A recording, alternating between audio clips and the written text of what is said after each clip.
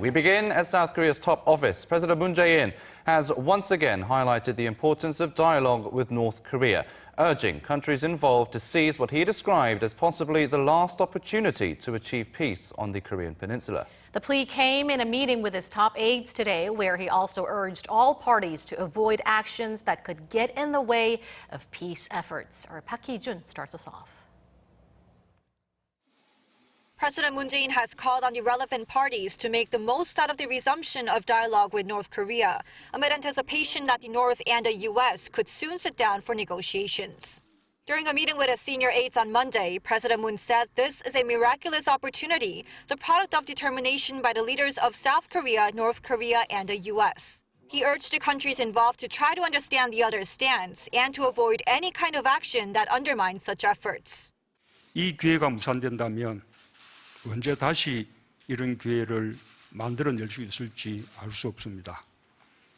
대화에 도움이 되는 일은 더해가고 방해가 되는 일은 줄여가는 상호 간의 노력까지 함께 해야 대화의 성공을 거둘 수 있을 것입니다.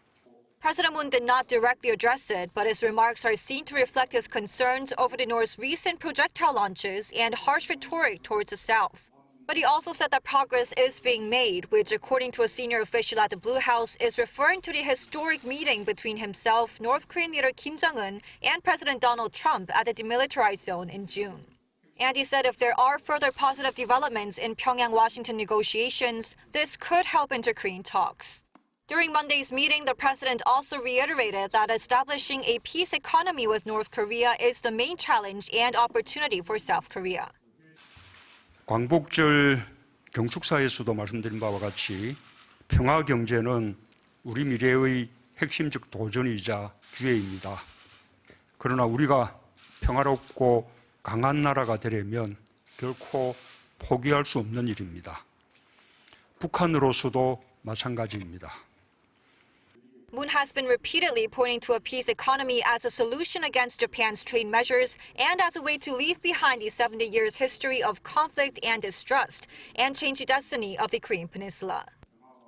Despite the range of challenges, President Moon vows that his government will continue to work toward a peaceful and prosperous Korean peninsula. He says he will make it a land of prosperity that can one day contribute to the co-prosperity of Asia and the global community. Park Hee-jun, Arirang News.